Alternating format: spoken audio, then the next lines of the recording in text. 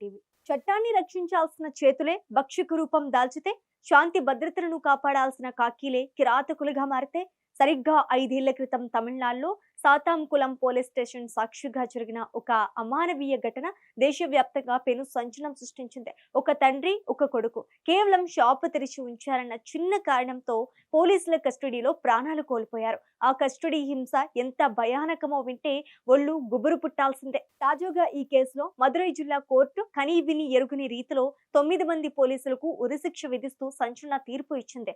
అసలు ఆ రాత్రి ఏం జరిగింది? సిబిఐ సేకరించిన ఆధారాలేమిటి? న్యాయస్థానం ఎందుకు దీన్ని అరుదైన వాటిల్లోకెల్లా అరుదైన కేసుగా పరిగణించింది?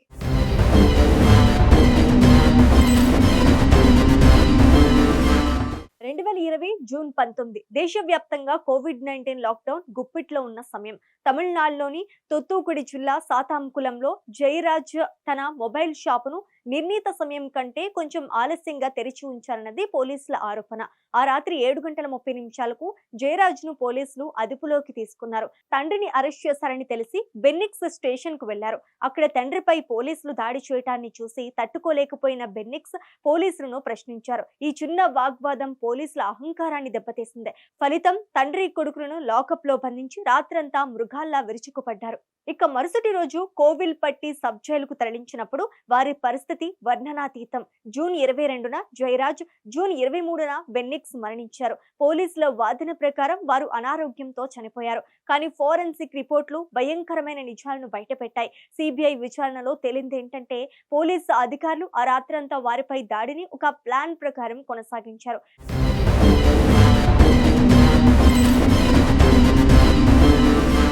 రక్తపు మరకలను బాధితులతోనే శుభ్రం చేయించడం, సాక్ష్యాలను మాయం చేసేందుకు వారి బట్టలను పారవేయటం వంటి అమానవీయ చర్యలకు పాల్పడ్డారు. చివరికి పోలీస్ స్టేషన్ గోడలపై, లాఠీలపై ఉన్న రక్తపు మరకలు బాధితుల డిఎన్ఏతో సరిపోలటం కేసులో కీలక మలుపు.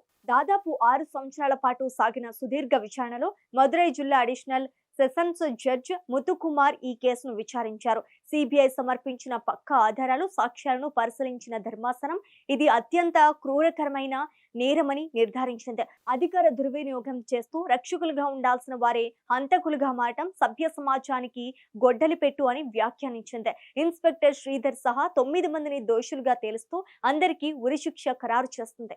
జయరాజ్, బెన్నిక్స్ ప్రాణాలను తిరిగి తీసుకురాలేము, కానీ ఈ తీర్పు బాధితుల కుటుంబానికి కొంత ఉపశమనాన్ని ఇచ్చింది. పోలీస్ వ్యవస్థలో జవాబుదారీతనం పెంచడానికి, లోకప్ హింసకు పాల్పడే వారికి ఇదొక హెచ్చరికగా నిలుస్తోంది. చట్టం ముందు ఎవ్వరూ అధికారులు కాదని మదురై కోర్టు మరోసారి నిరూపించింది.